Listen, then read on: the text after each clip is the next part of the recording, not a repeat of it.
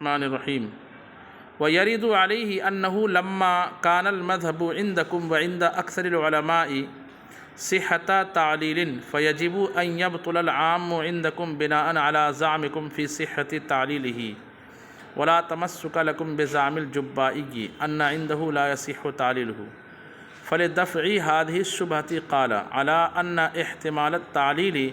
لا يخرجه من أن يكون حجة لأن مقتضى القياس تخصيصه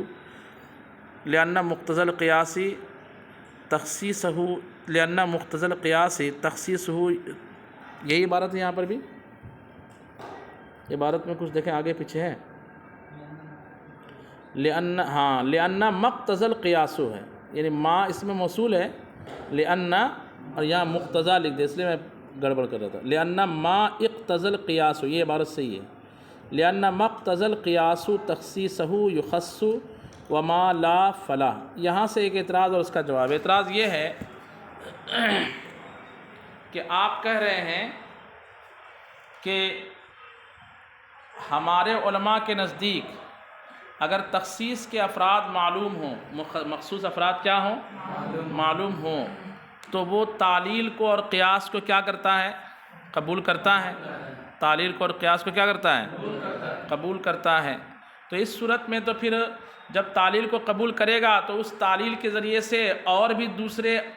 افراد عام سے کیا کر سکتے ہیں ہم خارج کر سکتے ہیں تو پھر وہ عام جو ہے اپنے کن افراد کے لیے حکم بنے گا اور کن کے لیے حکم نہیں بنے گا تو پتہ نہیں چلے گا کیونکہ اور بھی دوسرے افراد وہاں سے نکال دیں گے آپ تعلیل کے ذریعے تو جب اب عام اپنے افراد میں مجہول ہو گیا کیا ہو گیا یعنی کتنے افراد اس عام کے تحت داخل رہیں گے اور کتنے داخل نہیں رہیں گے یہ پتہ نہیں چلے گا تو عام کو پھر دلیل نہیں بننی چاہیے تھی کہ مجہول جو ہے دلیل ہو کر باقی نہیں رہتا تو اس کا جواب دیا کہ اچھا اس میں آپ یہ بھی سارا نہیں لے سکتے ہیں کہ عام جب مخصص معلوم ہو تو وہ تعلیل کو قبول نہیں کرتا یہ تو جبائی کا مذہب ہے آپ کے حساب سے کس کا مذہب ہے تو جبائی کے مذہب کا بھی آپ سہارا نہیں لے سکتے ہیں تو یہ جب اعتراض ہو رہا تھا تو جواب دیا کہ دیکھیں ہم یہ کہتے ہیں کہ تعلیل کا احتمال رکھتا ہے کس کا تعلیل کو قبول کرتا ہے یا تعلیل صحیح ہے اس کا یہ مطلب نہیں کہ تعلیل ہوگی ہی ہوگی بلکہ تعلیل کا کیا رہتا ہے اور تعلیل کا احتمال اگر واقع میں ہو یعنی تعلیل اگر ہو بھی جائے تو عام کے افراد مجہول نہیں ہو جائیں گے کہ کتنے افراد نکلے اور کتنے افراد نہیں نکلے ایسا نہیں ہوگا بلکہ جس وجہ سے تعلیل ہوگی تو تعلیل کے ذریعے جو ہم علت نکالیں گے جو جزیہ نکالیں گے قیاسی جزیہ اس قیاس کے ذریعے جن افراد کو خاص کرنا رہے گا خاص کر لیں گے اور جن افراد کو خاص کرنا نہیں رہے گا خاص نہیں کریں گے 100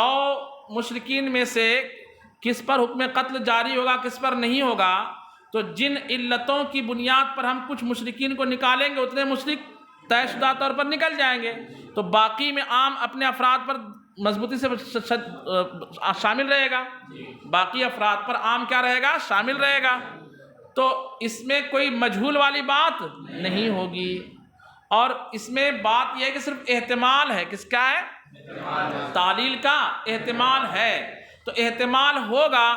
تو جتنے افراد کو قیاس خاص کرے گا اتنے افراد کیا ہو جائیں گے خاص ہو جائیں گے اور جتنے افراد کو خاص نہیں کرے گا وہ خاص تو جو نہیں ہوں گے وہ بھی طے ہو جائیں گے اور جو ہوں گے طے ہو جائیں گے اس لیے عام مجہول ہو کر باقی نہیں رہے گا بلکہ اپنے افراد متعین افراد کے لیے دلیل ہو کر باقی رہ جائے گا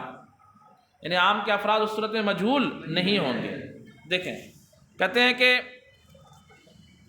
وَيَرِدُ عَلَيْهِ اور اس پر ایک اعتراض ہوتا ہے أَنَّهُ لَمَّا كَانَ الْمَذْهَبُ عِنْدَكُمْ وَعِنْدَ أَكْثَرِ الْعُلَمَاءِ صِحَّةَ تَعْلِيلِهِ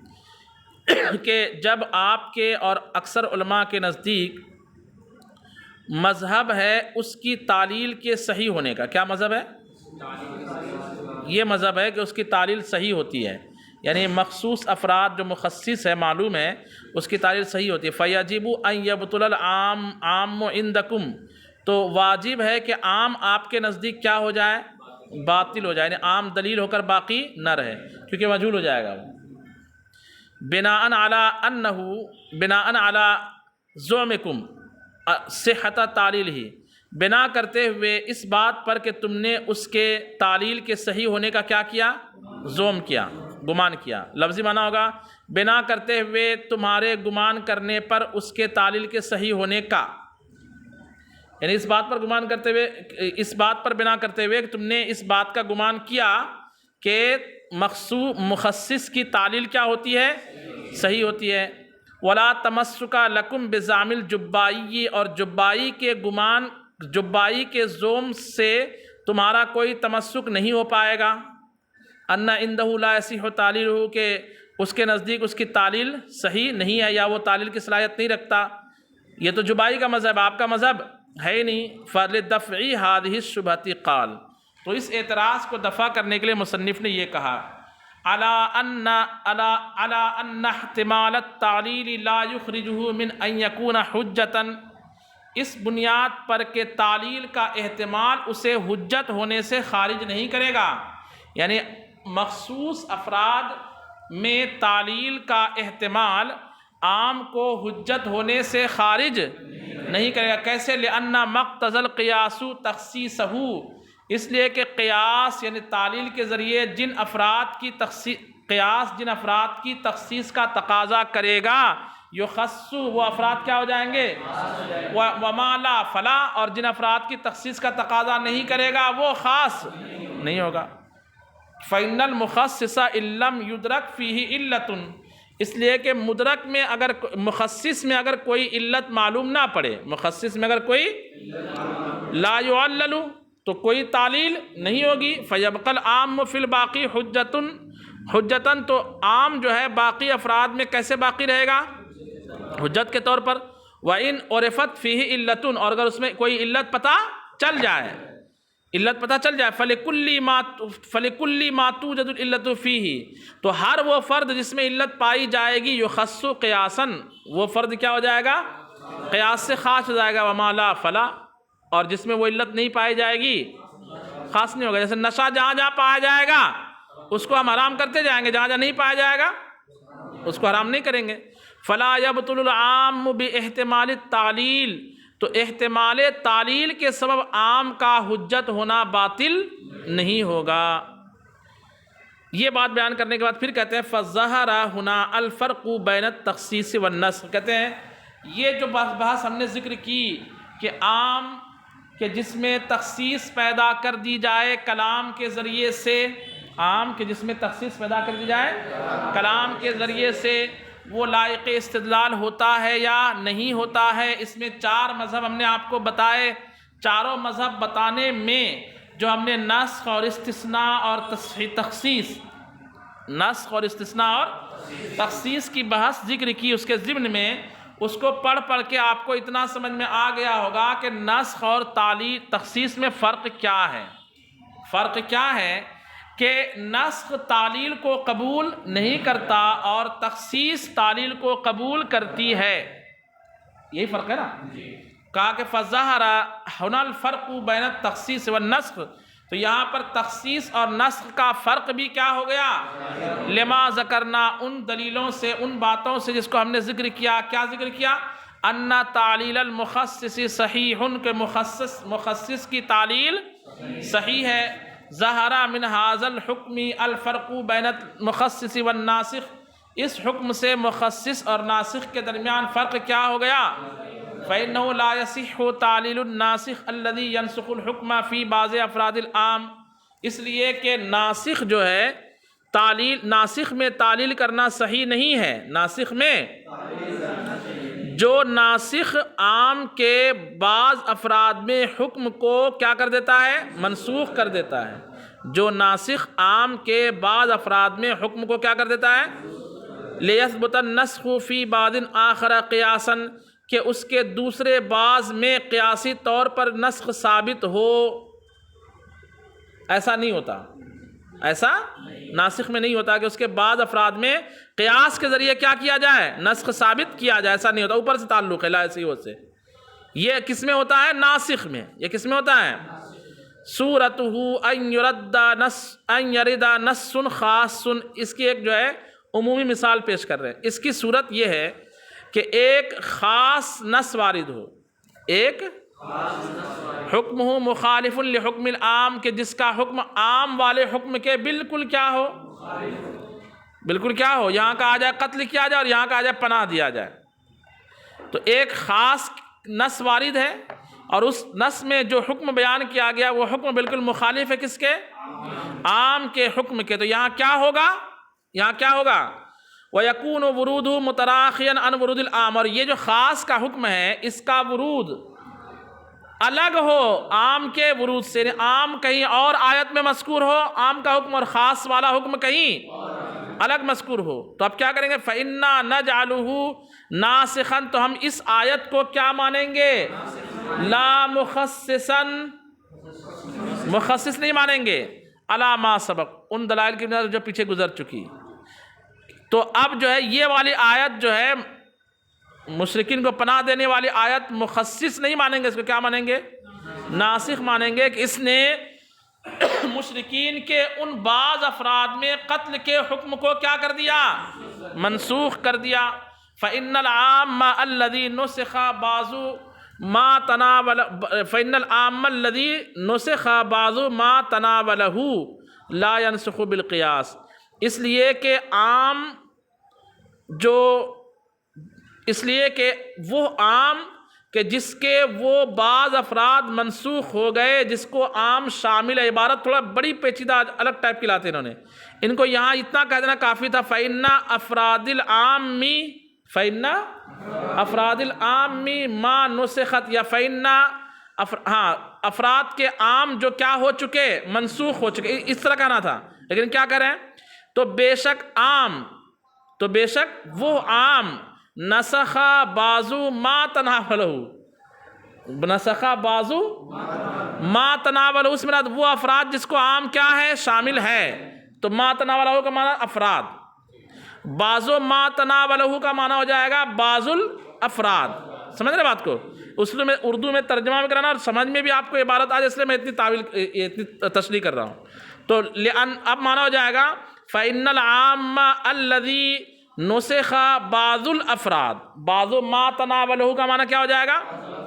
تو معنی ہوگا وہ عام کہ جس کے بعض افراد کو کیا کر دیے گئے ہوں، منسوخ کر دیے گئے ہوں، لا ينسخ بالقیاس، وہ قیاس کے ذریعے منسوخ، لأن القیاس لا ينسخ النص، اس لیے کہ قیاس یہ نص کو منسوخ، تو اقتلوا المشرکین سے جتنے افراد کو ان احد من المشرکین استجارکا کے ذریعے خاص کر دیا گیا ہے، یہ خاص کرنا نسخ ہے، یہ خاص کرنا کیا ہے، اب تعلیل کے ذریعے اس کے اور افراد کو خاص نہیں کیا جائے گا، کیونکہ تعلیل قیاس کا نام ہے اور یہ نص ہے، اور نص کو قیاس منسوخ نہیں کر سکتا، نص کو یعنی قیاس ناسخ نہیں بن سکتا، نص کے لیے قیاس ناسخ نہیں بن سکتا، کس کے لیے، نص کے لیے، کیوں، اذ ہوا لا یعارضہ، اس لیے کہ قیاس نص کے معارض اور برابر ہی نہیں ہے۔ ناسخ منسوخ کے لیے ضروری ہے کہ دونوں ٹکر کی دلیل ہو، دونوں برابر ہو، کیا ہو، قیاس تو سب سے نیچے ہے،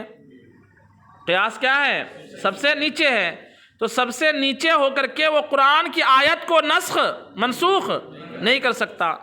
وَهُوَ لِأَنَّهُ دُونَهُ، اس لیے کہ وہ اس کے نیچے ہیں، نس کے نیچے ہیں، لَٰكِن يَخُصُّهُ،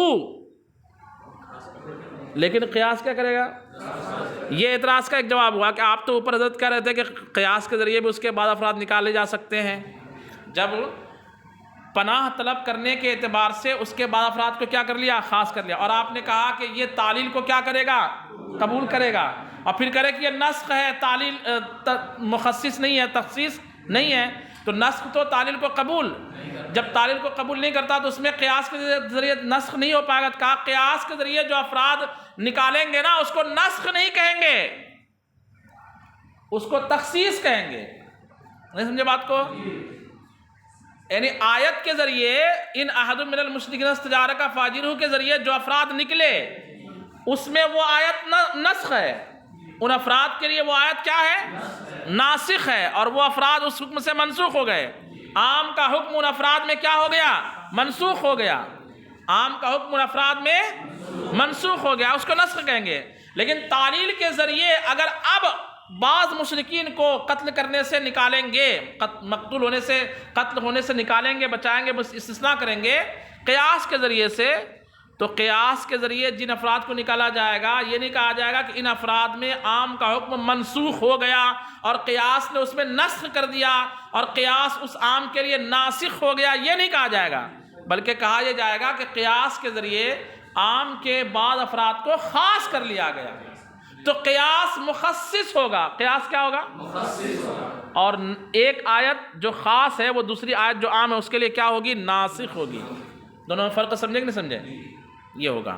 ولا یلزم بہ المعارضہ، اور دونوں کے اس کے ذریعے معارضہ ثابت نہیں ہوگا، یعنی قیاس کے ذریعے اگر عام کے